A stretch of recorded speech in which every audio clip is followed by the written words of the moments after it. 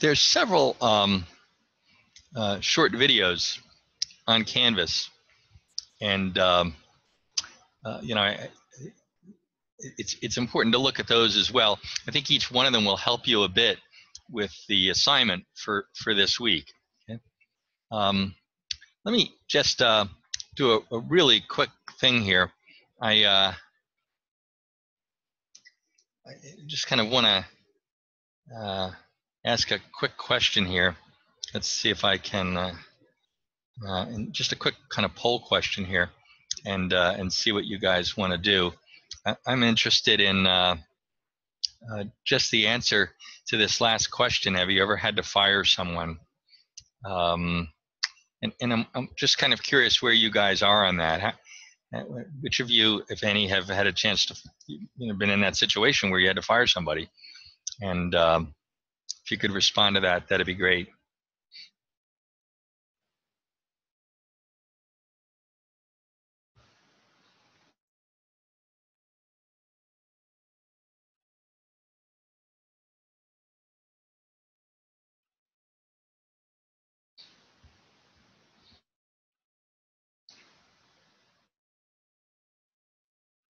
So all of you have worked, it's not surprising, all of you have worked with somebody who's, in your opinion, a poor performer. One of you has been a manager where someone on your team was, in your opinion, a poor performer. And in general, nobody feels that they're very skillful in this area, but a couple feel that they're somewhat skillful, and one has some reservations about that. And two of you have at some point had to fire somebody. So that's helpful to know, just in terms of background for me. And then I'm going to do one other thing here, and just do one other kind of quick poll here, and just come up to that for 1 second here.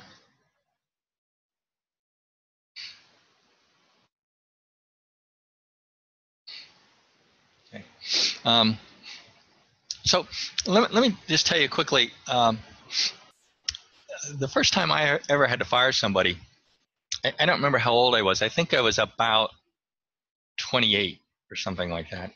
I had been a rehabilitation counselor, and had certification in that area, and worked with adults with disabilities, mostly cognitive or emotional disabilities, for a number of years. Then I became the kind of manager of the other counselors, and then I eventually became the director of the entire program. And that was the first time I had to fire somebody. And it was somebody who started off looking like they were going to be really strong, and in fact, for this first 6 months, they were delightful. And then things kind of went downhill, and that person wasn't getting along with anybody else, and nobody was getting along with him. And ultimately, it came to the point where I had to fire him. I had no clue in the world what to do. I literally had never received any kind of training at all. And I made every rookie mistake you could make, probably, along the way, until the very end, where somebody kind of stepped in from a board of trustees, and I described the problem, and he kind of mentored me through it. And my attempt in this kind of module here is to make sure that nobody finds themselves in the situation I was in when I was so bad at this. So a lot of these ideas come from, not all of them by any means, but come from a book. It's been around for a long time, like 20 years, written by a guy named Dick Brody, called Discipline Without Punishment. And it's a really interesting read about how to handle discipline issues in the workplace. And if you want more detail, I encourage you to take a look at it. So tonight I'm mainly just going to focus on the conversation. There are other short videos that deal with the concept of progressive discipline, that deal with the concept of what's called employment at will, and that deal with the actual challenge of actually conducting the conversation where you have to fire somebody. Tonight's session is really focused about how to have conversations with poor performers when things aren't going well. So I always say, before you do anything, you got to figure out what the cause of the performance problem is, or at least you got to make a reasonable guess. Poor performance could be a result of any of the four things on your screen right now. And unsurprisingly, the nature of the conversation you would have would differ dramatically depending on which of these things you think is driving that poor performance. I think a lot of times we start with the assumption that there's just a failure to execute, and we don't consider whether or not the person has the resources or support and the time to do what we want them to do, whether or not the expectations are clear, and whether or not they have the skill set. But if they don't have those things, then we're having a very different kind of conversation. So with that said, this is kind of a general guide to these kind of discussions that might focus on solving performance problems. So I always say, look, before we start talking to somebody, one thing we really need to do is to kind of get ready and spend time getting ready. I didn't do that very well. I just kind of called the person in and sat down and started talking to them. And needless to say, it's not a very savvy strategy, right? So, you know, I always say, first of all, determine the kind of problem is. You know, if it's an attendance problem or a late problem or something like that, that's a very different conversation than a problem related to just plain poor performance. A conduct problem, in my mind, and when I use that term, I'm referring to somebody whose conduct really violates organizational norms. Those are usually quite serious kinds of things. And so that's a very different kind of thing. And my recommendation would be to try to only deal with one kind of problem at a time. The next thing I think is, before you meet with somebody, what's enormously helpful is to write down exactly what the person did in notes for you. Here's what the person did, and right next to that, in another column, write down, what did you expect them to do? How do you think this issue should have been handled? So before you start meeting with somebody, you have these two columns. One is, here's what we expect, here's what I expect, and here's what actually happened. Okay. So that's really an enormously helpful way to proceed as well. So I think that's very, very important. It helps you really get ready for things. Next up, I think, is you ought to be saying to yourself, what's the business reason why this is an issue? Why does this problem need to be solved? I mean, imagine the employee said to you, and I have had people say this to me, I don't see what the problem is. What difference does it make? I presume that you wouldn't be having this conversation with somebody unless you thought it did make a difference. So I think before you meet with them, you ought to be able to say to yourself, here's why this matters. Whether it's to you, to others on the team, to the company, all of the above, here's why this matters. You ought to be able to have a good, clean, articulate response to that. Again, that's another thing to do before you even meet with somebody. Next up, I think, is to determine what you think would happen. What would be the consequences if this problem doesn't get solved? Now, in some instances, the consequences might not be catastrophic. Maybe you need to supervise the person more closely. Maybe the person gets assigned less desirable work. Maybe they get a smaller salary increase. Or in some cases, you move them into a more formal discipline process. But I think, again, you ought to have that in your head so you understand that before you get there. And then finally, I think you ought to have some ideas about what could be done. How do we move forward? What might be an action plan moving forward? So I always say, write all those things down, have them on a piece of paper, and don't plan on your genius at being able to remember all those things. Because once you get in the middle of one of these conversations, for those of you who've done it, you never know where things are going to go. And it's really easy to not remember what you had planned to say and what you had planned to cover. So questions that typically come up are, where should we meet? I always say, I think the best place is a neutral location. But if there's no, like an empty conference room where people can't see you and where they can't hear you, your office would be the second best choice, I think. I don't think it's a good idea to meet with the person in their space if you can avoid it. When? Well, you know, make sure you have sufficient time to get your facts straight before you meet with somebody, and do the preparation steps I just talked about. I mentioned here the idea of obtaining any necessary approvals. That becomes a big issue if you're using some kind of formal discipline, because usually formal discipline requires that somebody else above you approve it as well. If it doesn't, you should still get their approval, or probably perhaps the approval of somebody in human resources. And how should the meeting go? Well, I think it depends on whether it's a minor issue and you see it as kind of a coaching conversation and you don't want to make the person feel intimidated. And if that's the case, I think get out from behind your desk, kind of sit side by side, use a relaxed posture. But if it's a serious issue, or if you've had these problems before, then I think it's better for you to be on one side of the desk, them to be on the other side of the desk, nothing else on your desk except the piece of paper you have with your notes on it. I think that kind of non-verbally conveys the seriousness of the situation, and non-verbal behavior is really important in these kinds of settings. Who should be present? Usually the answer is just you and the person. Bringing in somebody else usually makes the other person feel threatened, like you're ganging up on them. It's usually not especially helpful. That's not true if you're firing somebody. If you're firing somebody, there's always a witness. But for most of these conversations, nobody else needs to be present. Now, there are some exceptions. If any of you work in a union environment, then the union contract itself, which is, of course, a legally binding document, would specify who needs to be present. Often, for example, a shop steward needs to be present. And how long should these meetings be? One of the biggest mistakes I made when I was young is that I let the meetings go on too long. And I'd wind up in these situations where I'd be talking to somebody for 50 or 60 minutes, almost an hour. And that's way too long. You're generally trying to get this done in 20 minutes or less, 30 at the outside. All right. So let me pause. Any questions so far?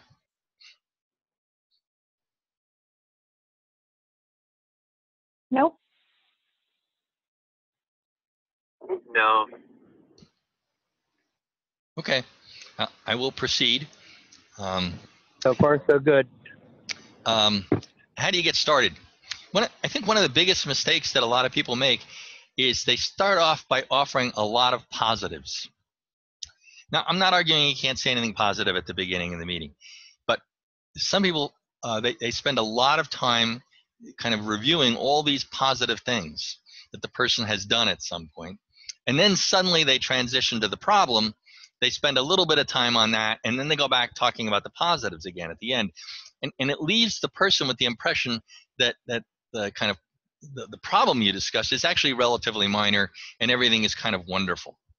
I think if you're a good manager, you've already been saying whenever there are positives. You recognize when positive things have happened. You've done that with this person as well as everybody else, and there's no need to spend a lot of time on that. So you could start with something really quick, like, hey, Chris, there have been several times in over the course of the last few months where I've complimented you on the quality of your work, and I'm very appreciative for that. But today I need to talk to you because I've got a problem, and I need your help getting it fixed. Or I'm dealing with a situation that's bothering me, and I need your help to get it resolved. Notice that I'm not blaming the person yet, but I am being clear that there's a problem and that they're involved. Yeah? And now you have to find your own language for doing that. I'm not arguing that you should use these exact quotes. These are just examples. I think if you don't use your own language, then it comes across as artificial and insincere and disingenuous. So, but the idea is to get to the point relatively quickly. And as soon as you make that, then we're using something that's in the notes you prepared. And what you're doing really is you're saying, look, here's the thing that's bothering me. Right or wrong, the company expects that we do X, Y, and Z.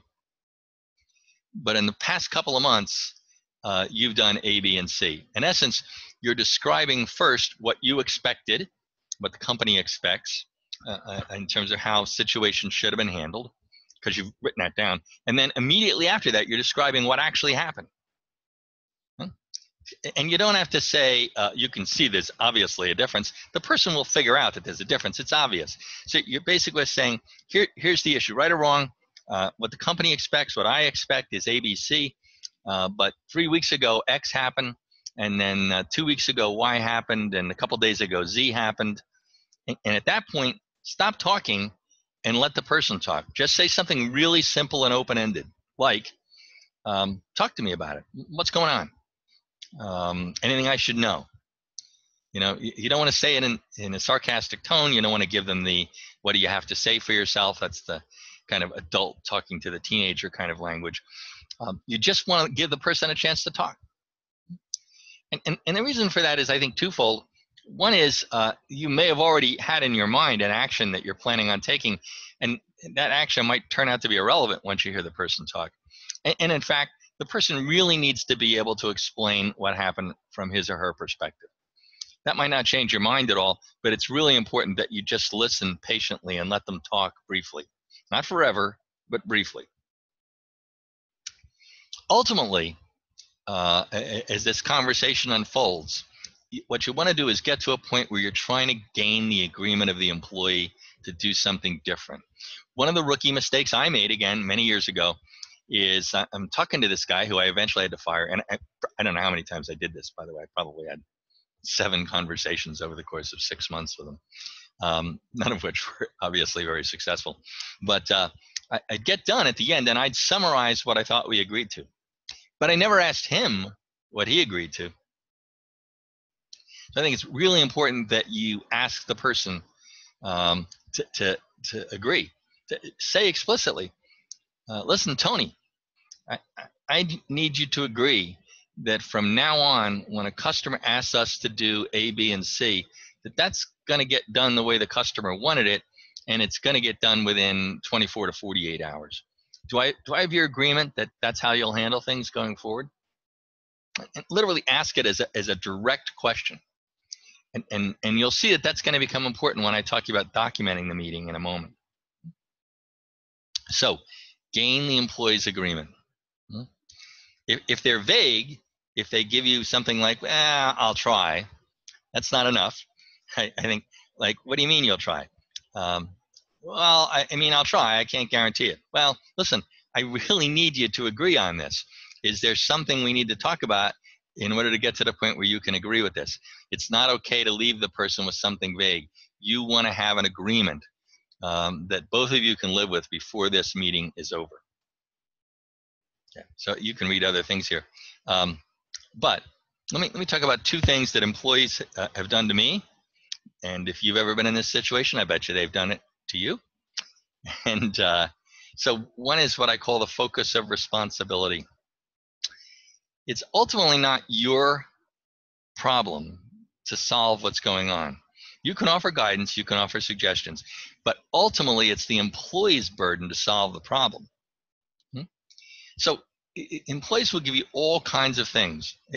You know, I don't know, I couldn't do this because I was going to do it and when I got home last night, but my husband was working late and the kids stayed up late, and so I couldn't get it done. So I'm sorry you didn't have the report for the director. You know, and they're kind of giving you an excuse. Like, yeah, I agree. Whatever it is, they're giving you what some people call the yeah, but game. And the thing is the biggest rookie mistake here would be to say, well, let's talk about ideas about how you could handle that challenge if it comes up again, and how you could deal with the kids wanting to stay up late, or what you could do if your husband works late, or whatever it is that they're throwing at you. That's a game you can't win. Don't do that. Don't do that. Because virtually anything you suggest, they're going to say, yeah, I tried that, that didn't work. So now they're like throwing it back on you, like you solve it. You don't want to do that. So I think you need to be able to say, yeah, it sounds frustrating. I hear what you're saying about that. So what I want to understand here is how you plan on handling those kinds of situations so you can get the work done and get the report in when it's due the next morning. What are your plans for doing that? How are you going to do that? Put it on them. Don't put it on you. And another game that people play with you is a kind of what's sometimes called the irrelevancy game. I've had several people do this to me, and it sounds like this. You may have heard this. I'll bet you've heard this. It's, oh, yeah, I can see what you're saying. But I'll tell you, I worked someplace else before in a job just like this one, and that's not how they handled it. They handled these kinds of situations in a much better way than we do. What they did was, X, Y, Z, and I don't understand why we're not doing that. What they've done in essence is try to turn the table on you and have you defend what the company's doing. And the trick there is to use a very standard communication technique that's called dismiss and redirect. And the way you do that is you say something like, look, as far as how your old boss used to handle these kinds of situations, we might talk about that someday. Not right now. What I need you to do at the moment is to agree that in the future, you're going to do X, Y, and Z, because that's really what we expect you to do here.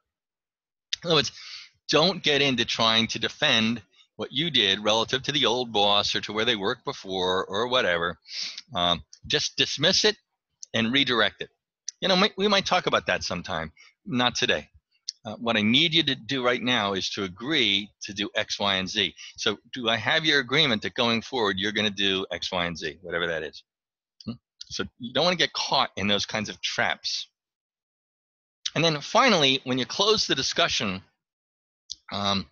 it's really important that if the discussion involves some kind of formal disciplinary action, and I'm not arguing that it might, but imagine that it did, so it included something like, or at least you wanted it to be in the form of a verbal warning or a reminder or something like that.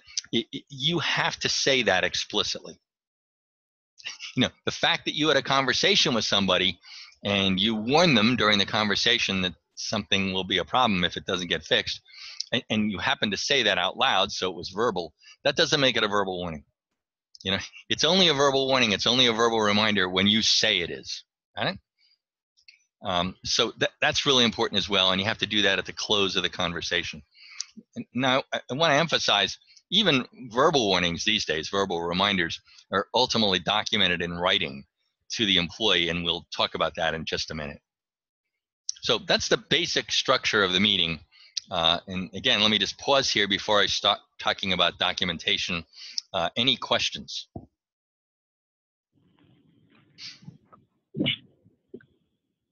Hi, this is John Renz. Do you hear me? Hey, John, how are you? How are you, Dr. Smither? So, I like your comment about the positives, because oftentimes I find that the person comes into the meeting and they know exactly what the meeting is for, and any kind of positive redirects what they think the gravity might be. Yes. And I found myself have done that too, where, and then that may change what they think the ultimate direction of the meeting is. Or at least that's what I found. It's a really good point, John. And I've done that. And of course, so I learned every one of these lessons the hard way. So that was the point of being in my 20s, I guess. At some point, I had a lot of chances to make mistakes in that earlier part of my career.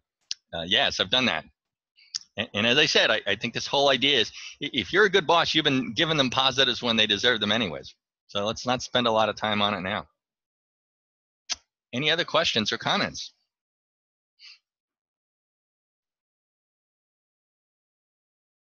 Okay, so let me talk about after the meeting briefly.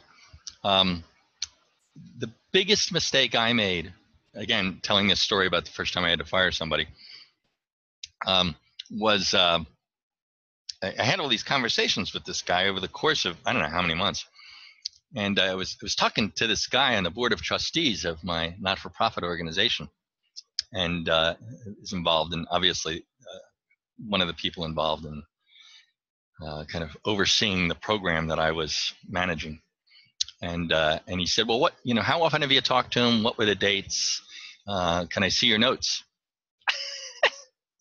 I had no notes. This is stunning that I could be that stupid, right?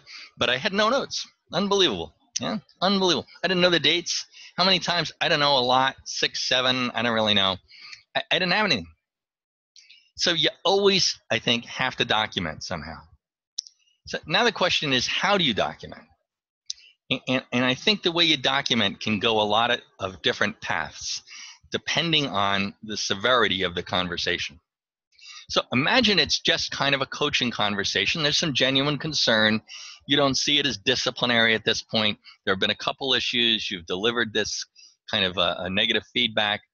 You've reached agreement with somebody, but you don't see it as a big deal. The person's got a good track record. You're really confident this situation is going to be good. One option, and this may surprise you, but one option is literally to document it by sending an email to yourself that just says, I met with Tony on this date. The meeting started at this time and ended at this time. I described my expectations as being ABC. I described what had actually happened in the last few months as XYZ. Tony and I talked about it. Ultimately, Tony agreed that going forward, he's going to do whatever, JKL. And literally just send that email to yourself. And you might be thinking, well, what advantages to that? One is that it allows you to remember what the heck happened and when it happened. Two, of course, there's actually now an electronic record. And months later, it's actually clear that you did send the email to yourself on that date. And that can be useful information. It's not like you're making it up. So that's kind of, I think, the most benign of the things you can do.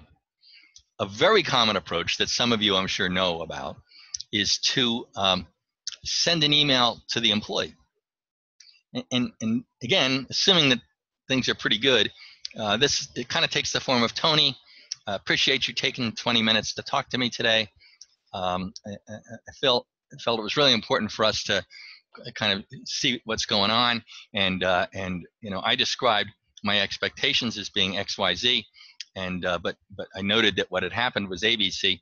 I thought our conversation about that was really helpful, and I'm very appreciative that as our conversation drew to a close, you agreed that going forward you're going to do JKL, and I think I'm very comfortable with that approach, and I think that'll take care of it. And so if you have any questions, please let me know. But I thought it was a helpful conversation for me. I hope it was helpful for you, and we'll stay in touch and see how things are going. So it's kind of taken the form. It's written in a tone that's kind of thankful. Thanks, But of course, in it, it's also saying what happened during the meeting, and so that's a nice approach. You can, of course, be more formal as the situation gets more serious. And if it were like a verbal warning or a verbal reminder, if you're in a place that uses that kind of progressive discipline, that you would write an email that's very similar to the one I just described.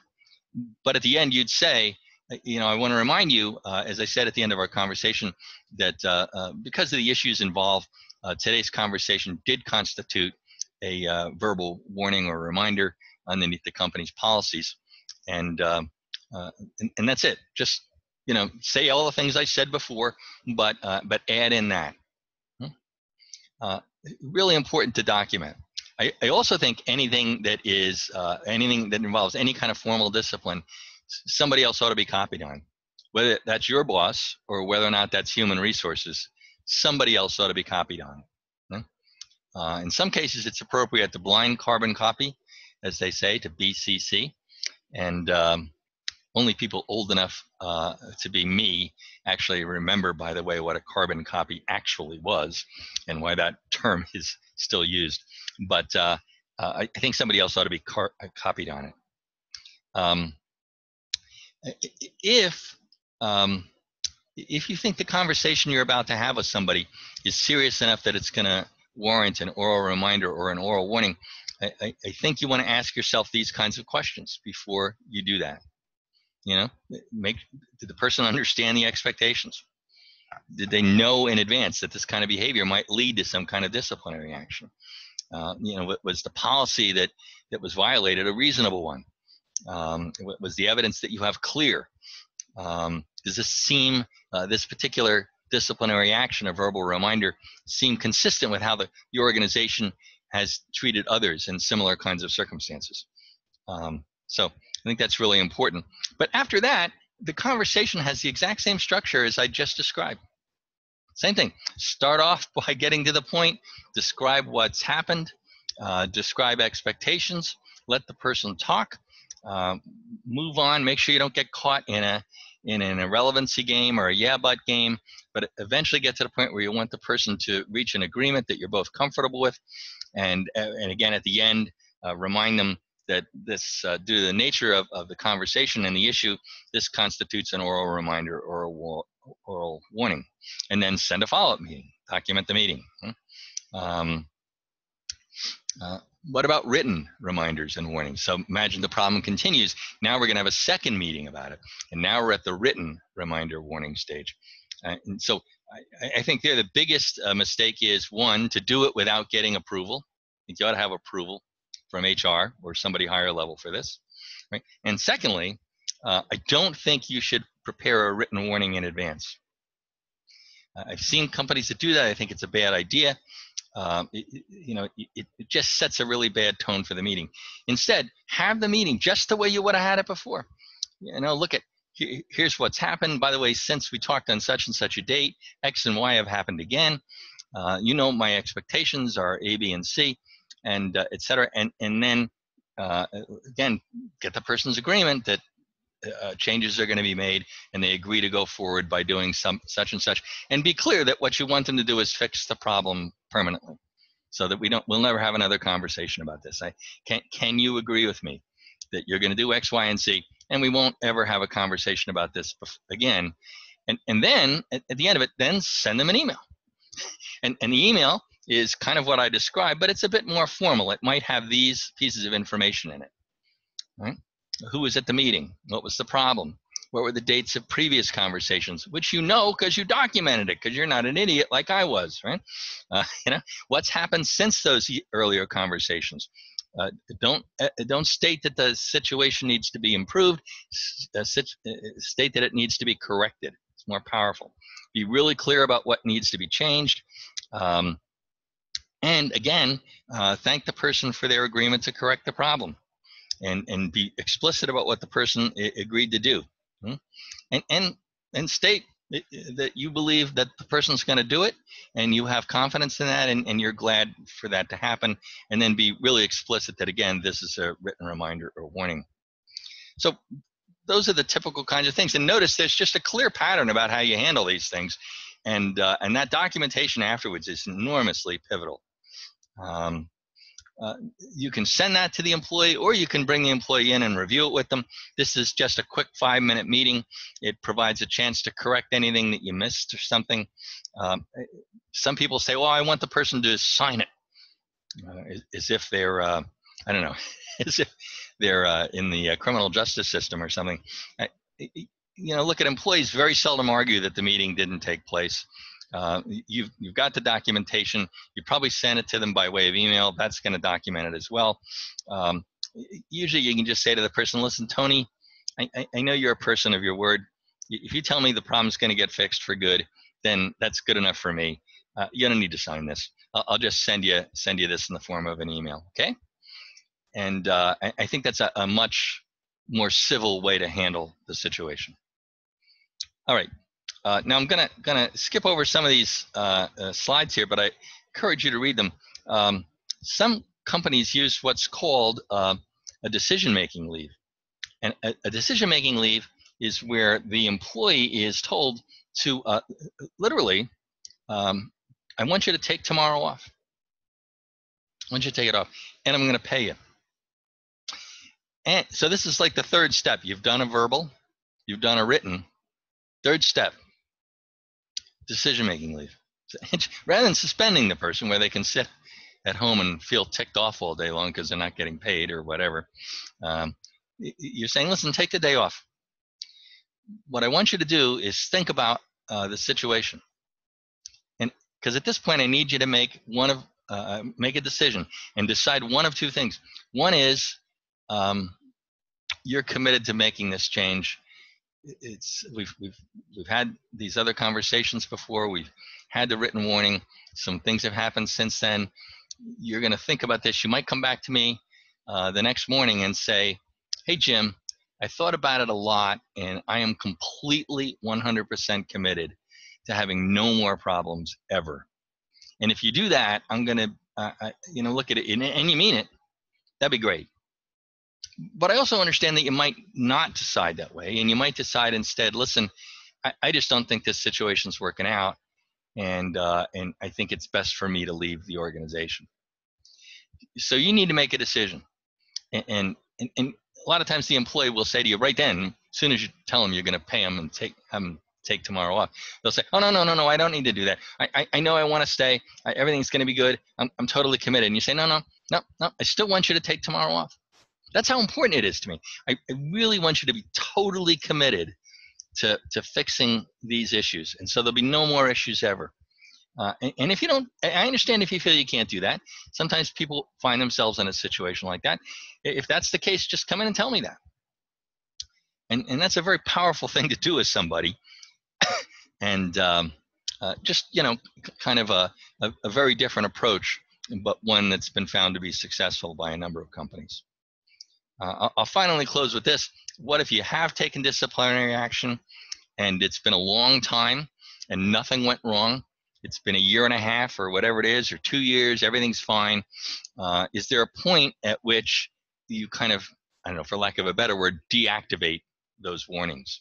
Or at least you don't move to fire somebody for an offense that occurred 2 years after the last offense occurred. These are always judgment calls. There's simply no right or wrong answer to these things. But I think the longer the period has been since there's been a problem, the more reasonable it is to not start at the beginning of the process again, but not move immediately to termination. So let me pause and ask if there's any questions at this point.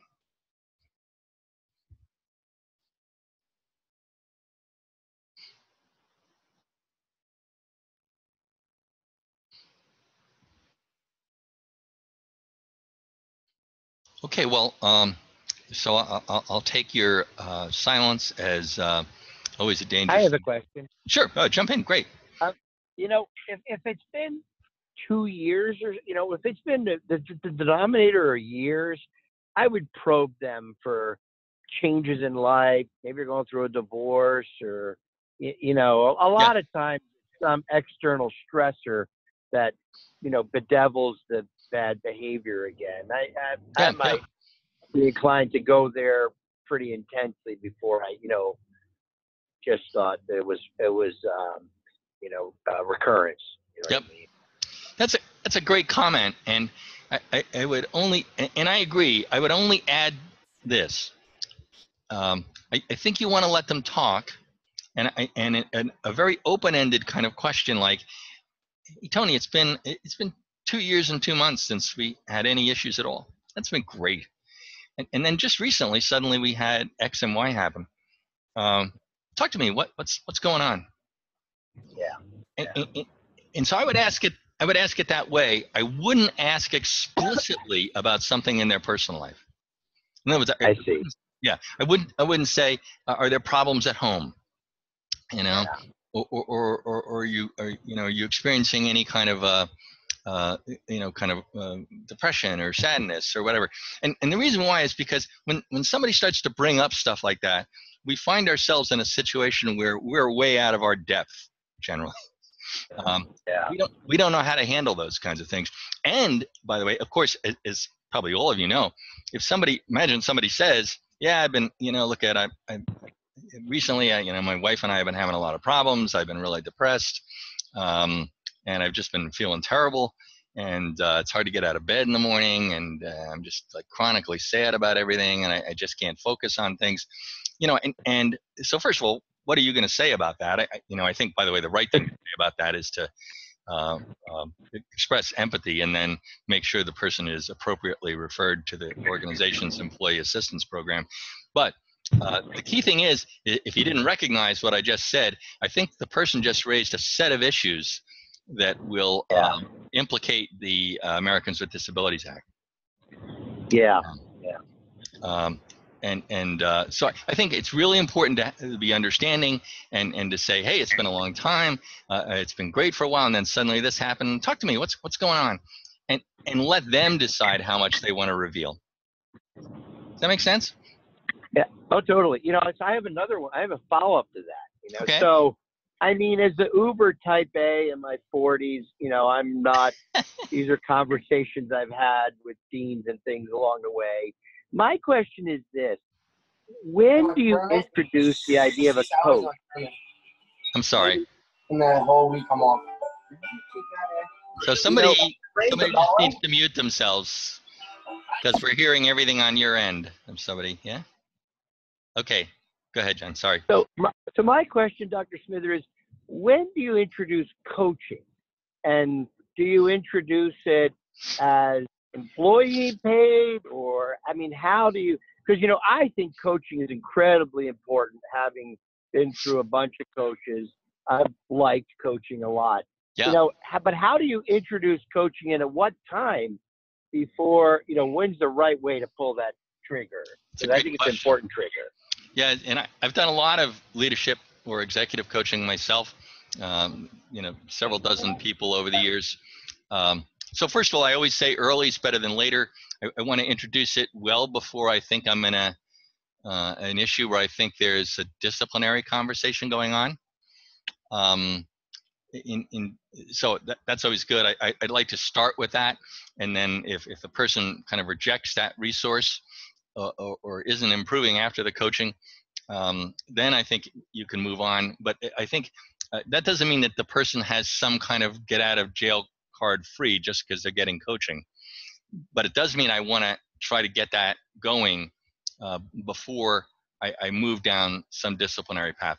And I've often been asked to do leadership coaching with people who are the classic kind of thing where I've been hired, I don't know why, in my professional experience, has been to work with people who are really smart as heck, very talented, and really, really tick people off. I worked with a whole bunch of people like that. And a lot of times I think coaching can really turn that around, because a lot of times people, I think, don't have a sense of the impact of their behavior on others. And a good coach can really help them see that well beyond the scope of this conversation. So I say early. Early is good. Who pays for it? In my experience, it has always been the organization. Always. Now, I don't know if some of you have been in a situation where you ask the employee to pay, but I've done this in multiple organizations, and over the course of about 20 years, and it's always been the organization that pays. Now, the organization might control, kind of give the person, I think the optimal approach is actually to let the person meet with 2 or 3 potential coaches, and then let the person choose the coach they want to work with. The organization has already pre-screened those coaches, and the upside of that is that I'm not having a coach forced on me. I got to pick somebody I want to work with. And I think that's very helpful because it commits them to the relationship. And so that's another important thing, I think, yeah. But I'm a big believer in coaching as well. And my experience has been maybe at least 80% of the time, it's very helpful. Can I ask one last follow-up? Sure. And, yeah. I would almost feel that introducing the idea of coaching even precedes the verbal warning. And I'd be very uncomfortable today issuing a written warning without having addressed prior to that the idea of coaching and high value employees. You know what I mean? I think you're well behind the 8 ball if you're in a written warning and you haven't really offered that. I think that would be trouble. I think that's actually a bad idea to do it at that point. The purpose of coaching is not to deal with employees who are on their way out the door. That's how companies used to use it decades ago. That's not how they use it now. For me, I'd want to be doing it before I'm even in a verbal warning or a verbal reminder situation. I want to do it just because I value the employee, and I want to be able to say to them, I value you because of X, Y, and Z. But we're dealing with these issues, and I think I got an option that I think might really help you here, and I want you to think about it. And here's how the process would work. We can put you in touch with these people. And again, I've done it in a lot of different industries and with a lot of different kinds of people. That seems to me to be the best approach. Dr. Smither, this is Mola. Can I add something to that? Well, sure. Can everybody hear me clearly? I can. Okay, good. So I agree with the former student. I'm sorry, I don't know who was just speaking earlier, but the way I work in HR, so that's exactly how I handle it. You typically tell the managers to coach, do some type of coaching prior to a verbal warning. You know, I feel like a verbal warning, even though it's a little informal, it's still some type of warning. Whereas coaching could be worded as, you know, training or however you want to word it. It just seems more positive than a verbal warning. So Yes. that's my approach. I don't, you know, different people in HR have their approaches. That's how I see it. So I completely agree with that. You know, and then we work towards a verbal, written, and then a final. And then I've also processed terminations, Right. which is the last step. Right. Malik, thanks for your input, and I agree. I always say, by the way, there's a whole separate video. Again, there's several other videos on Canvas, one about termination conversations. But I always say termination isn't the last step in the disciplinary process. Termination is something that's happening because everything else has been tried and failed. That's why it's there. So it's really not, it's not part of the disciplinary process at all. It's like we've tried everything. There's no options left. There's no options left. And here's what's happened, and therefore today's your last day. And that's a whole different thing. You always, as I always say, and you'll hear me say it in that video, termination conversations are massively shorter than than the kind of conversations I've been talking about. I have witnessed a number of them when I worked in employee relations in a casino many years ago, and I was the kind of the standard witness. And most of those conversations were less than 10 minutes, often only 5 minutes. I had a friend who was the number 2 person in HR at one of the big 4 accounting firms years ago, and was fired by the very person who hired her 6 months earlier from another job in the company after years. And she said the entire conversation lasted about 2 to 3 minutes. So that's it's a very different kind of conversation, and you guys can watch the videos on that if you want to check out that stuff. Well, I think I'm kind of up on my time limit here. I appreciate all of you hanging in, and I think all of these things will help you as you deal with the case. You know, this week's case gets a response on a discussion board, and so you'll kind of post your response to the case, and it's an interesting kind of case. And then you can kind of read other people's responses and try to offer some really constructive feedback about how those could be further enhanced. So I thank you all for your time. I hope you have a great week, and I hope you all had a great holiday, and we will be in touch next week. Have a great week, everybody. All right, thank you so much. Bye-bye. Bye-bye. Thank you. You Thank too. you. Bye-bye. Thank you. Bye.